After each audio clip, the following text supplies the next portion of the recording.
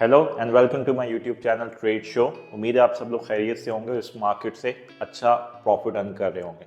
देखें, मैंने अक्सर वीडियोस में आप लोगों को समझाया है कि मार्केट में उतरने से पहले तैयारी पूरी करें, और तैयारी इसके अंदर यही है कि मार्केट का नॉलेज लें और अपने आप को कंट्रोल में रखें। अक्सर लोगों के पास कैपिटल ज़्यादा होता है लेकिन उन्हें पता नहीं होता कि मैनेजमेंट कैसे करनी है, और कुछ लोगों के पास कैपिटल थोड़ा होता है लेकिन वो अच्छा मैनेज करके इस मार्केट में स्टे कर पाते हैं। तो मेरी हर वीडियोस के अंदर आप लोगों को थोड़ी बहुत गाइडलाइन होती है जो मैंने अपने पर्सनल एक्सपीरियंस से सीखा है या मैंने आगे लोगों से सीखा है, तो मैं आपसे शेयर करता रहता हूँ। और अगर आप मेरी फर्स्ट वीडियो से स्टार्ट करेंगे तो आपको मार्केट में इस मार्केट के हवाले से एक अच्छा नॉलेज जो है मिल सकता है। तो आज जो है हम एक बेसिक कोर्स स्टार्ट करें जिसमें मैं आपको A to Z मार्केट के हवाले से छोटी छोटी चीज़ जो है बताऊंगा। तो चलिए स्टार्ट करते हैं आज का। और आज का टॉपिक जो है बिल्कुल बेसिक टॉपिक होगा, यानी ABC ऑफ द फॉरेक्स होती क्या है, ट्रेडिंग कैसे करते हैं, इसमें स्टॉक्स भी, क्रिप्टो भी, सारी market as a whole cover होगी। तो सबसे पहले आप देख सकते हैं कि यहाँ पे how does the market move. इसमें बहुत ज़्यादा थ्योरेटिकल है लेकिन मैं इसको आपको आसान लफ्ज़ों में बता देता हूँ। सबसे पहला क्वेश्चन आपके जहन में होगा कि हाउ डज द मार्केट, ये मार्केट मूव कैसे करती है। देखें, इसमें आसान लफ्ज़ों में बताता हूँ, मार्केट मूव करती है सप्लाई और डिमांड पे। देखें, सप्लाई क्या होती है? सप्लाई होता है किसी चीज़ का बेचना, यानी किसी चीज़ का मार्केट में आना। और डिमांड क्या होती है? डिमांड का मतलब ये होता है कि किसी चीज़ की ज़रूरत होना। तो मार्केट जो है वो डिमांड और सप्लाई पे चलती है। इसकी छोटी सी एग्जांपल जो है वो मैं आपको देता हूँ डेली लाइफ से। जैसे आपकी एरिया के अंदर कोई भी शॉप होगी, ठीक है, उसके अंदर कोई एक चिप्स का पैकेट होगा, कोई भी ब्रांड का पैकेट होगा। अगर आप लोगों को वो पसंद होगा तो उसकी डिमांड इंक्रीज होगी। जब उसकी डिमांड इंक्रीज होगी तो वही शॉपकीपर जो है वो उसका पीछे ऑर्डर देगा, और उस ऑर्डर से क्या होगा, उसकी सप्लाई इंक्रीज होगी। तो ये बिल्कुल सिंपल फिनोमेना है, यानी किसी चीज़ की जब डिमांड इंक्रीज होती है तो फिर उसकी वैल्यू इंक्रीज होती है। तो इसी तरह यहाँ पे जब आप गोल्ड को ट्रेड कर रहे हैं, तो एग्जांपल ले लेते हैं गोल्ड से। तो गोल्ड को जब आप ट्रेड कर रहे होंगे तो अगर तो सीज़न गोल्ड का, जैसे शादियों का सीज़न है एशिया के अंदर, इंडिया पाकिस्तान में जो सर्दियों का सीज़न होता है नवंबर, अक्टूबर, नवंबर, दिसंबर, जनवरी, तो ये बहुत अच्छा शादियों का सीज़न होता है। इसमें याद रखिएगा हमेशा गोल्ड की डिमांड भी इंक्रीज होती है, लोकल मार्केट में भी, इंटरनेशनल मार्केट के अंदर भी, क्योंकि इंडिया भी, चाइना भी बहुत बड़े प्लेयर हैं इस मार्केट के अंदर गोल्ड के। तो जब भी शादियों का सीज़न होगा तो गोल्ड की डिमांड इंक्रीज होगी। तो फिर आप गोल्ड की डिमांड जब इंक्रीज होगी तो उसकी वैल्यू इंक्रीज होगी। तो इसी तरह करेंसी पेयर्स में भी यही होता है कि जब डॉलर की वैल्यू इंक्रीज होगी तो फिर यूरो USD के पेयर को इफेक्ट होगा। और इसी तरह जब किसी चीज़ की डिमांड कम होगी, सप्लाई ज़्यादा होगी, तो फिर क्या होगा, वो चीज़ वैल्यू में कम होगी। एग्जाम्पल ले लेते हैं गोल्ड से, जैसे, या ऑयल से एग्जांपल लेते हूँ, आपको आसानी में समझाता हूँ। जैसे अभी कोविड गुजरा, कोविड में क्या हुआ, ऑयल -40 पे चला गया। कुछ सोच सकता है कि एक मटीरियलिस्टिक चीज़ माइनस में चली जाए? क्यों हुआ? क्योंकि पूरी दुनिया बंद हो गई थी, व्हीकल्स भी मूव नहीं कर रही थी, इंडस्ट्री भी नहीं चल रही थी, तो ऑयल की कंजम्पशन नहीं थी, लेकिन सप्लाई तो थी।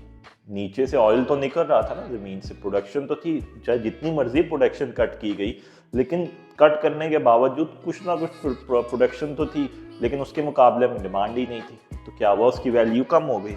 तो यही एप्लीकेबल है मार्केट के ऊपर। तो ये आपको आसान लफ्ज़ों में जो है मैंने आपको समझाया, how does the market move. तो मार्केट जो है वो डिमांड और सप्लाई पे चलती है। अब हम चलते हैं अपने नेक्स्ट टॉपिक की तरफ, उसमें देखते हैं कि हम अपने नेक्स्ट टॉपिक में क्या देखेंगे। और ये जितना भी थोरेटिकल लिखा हुआ है तो ये हम इसलिए नहीं पढ़े क्योंकि बहुत लंबा हो जाएगा। मैं आसान लफ्ज़ों में आपको बेसिक लैंग्वेज के अंदर समझा रहा हूँ। तो सेकंड जो है हमारा है फॉरेक्स टर्म्स। तो फॉरेक्स बेसिकली क्या टर्मिनोलॉजी है, फॉरेक्स किस लिए यूज़ होती है? फॉरेक्स बिल्कुल सिंपल बता देता हूँ। फॉरेक्स जो है वो करेंसी पेयर्स को कहा जाता है, यानी जो हम करेंसी ट्रेडिंग करते हैं उसी को हम फॉरेक्स ट्रेडिंग कहते हैं। करेंसी ट्रेडिंग में यूरो USD की ट्रेड होगी, GBP USD की ट्रेड होगी, AUD USD, NZD USD, पूरी दुनिया की जितनी भी करेंसीज हैं, जितने भी मुल्क हैं, उनकी करेंसी की ट्रेडिंग को फॉरेक्स ट्रेडिंग कहते हैं। एज अ होल मैं आपको समझा देता हूँ।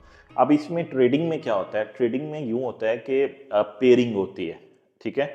वैसे आप लोकली नॉर्मल आप कर सकते हैं, यूरो आपने खरीदे, उसको आपने सेल कर दिया, ठीक है, आपने PKR ले लिया, INR ले लिया, या यूरो खरीदा, आपने डॉलर ले लिया उसके अगेंस्ट। तो ये जो होता है, इस चीज़ को क्या कहते हैं, पेयरिंग करना।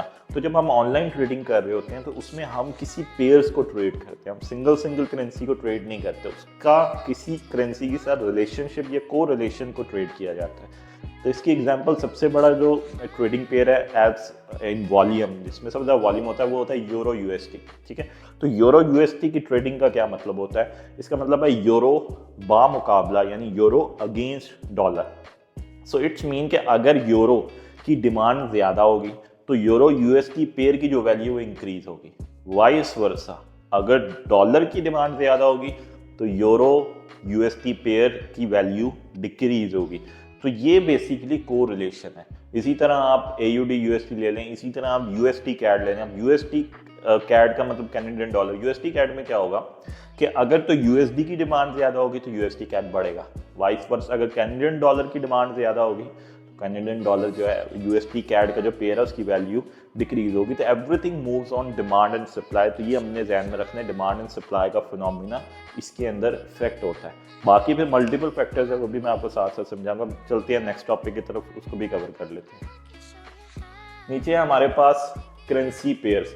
तो करेंसी पेयर जैसे मैं अभी सारी बातों में हमने देखा, करेंसी पेयर मुख्तलिफ होते हैं। यूरो यूएसडी हो गया, GBP USD हो गया, AUD USD, NZD USD, USD CAD, USD CHF, euro NZD up to so on. इसमें 3 कैटेगराइज कर दिए गए पेयरिंग को, मेजर, माइनर, एक्सोटिक। मेजर में वो जिनमें वॉल्यूम सबसे ज़्यादा, जिसमें euro, GBP USD, AUD USD, NZD USD and USD JPY, ये वॉल्यूम के लिहाज से। माइनर में euro, AUD, euro CAD, GBP AUD, GBP CHF, बाकी ये जो माइनर में। एक्सोटिक पेयर जिनमें स्प्रेड बहुत ज़्यादा होता है, जैसे USD INR, USD PKR, USD ZAR, USD MXN यानी मैक्सिकन करेंसी। तो ये जो पेयरिंग है जिनमें वॉल्यूम कम होता है और उनकी वैल्यू बहुत ज़्यादा होती है, स्प्रेड बहुत ज़्यादा होती है, अनसर्टेनिटी बहुत ज़्यादा होती है, उनको एक्सोटिक पेयर्स कहा जाता है। तो करेंसी पेयर्स को मुख्तलिफ कैटेगराइज कर दिया गया, उसमें ट्रेडिंग होती है, उसमें स्प्रेड की रेशो डिफरेंट होती है, वैल्यूज सबकी डिफरेंट होती है, सर्कमस्टांसेस डिफरेंट होते हैं, लेकिन सब कुछ फिर भी मूव करेगा डिमांड और सप्लाई पे। तो बेसिकली आज हमने इस वीडियो में सीखा, मैं बिल्कुल शॉर्ट ब्रीफ करके आपको इसलिए समझा रहा हूँ ताकि हमारे टॉपिक्स कवर हो। हमारी ये जो कोर्स है ये बड़ा लंबा कोर्स होगा, इसलिए आपने वीडियो 1 से स्टार्ट करना। पिछले भी जो हमारी वीडियोस है, कोर्सेज अपलोड हैं, A to Z आपको सीखने को मिलेगा, आप जाएँ। और इस वीडियो के डिस्क्रिप्शन के अंदर भी लिंक्स मौजूद हैं, सोशल मीडिया के भी और ब्रोकरेज के भी, जो रेकमेंडेड ब्रोकरेज है, आप जाके अपना अकाउंट जो है उन पर बना सकते हैं। तो उम्मीद है आपको आज की वीडियो जो है पसंद आई होगी, और नेक्स्ट वीडियो हम आगे भी बनाएंगे और इसी कोर्स को जो है हम लेके चलेंगे। Till then, good bye.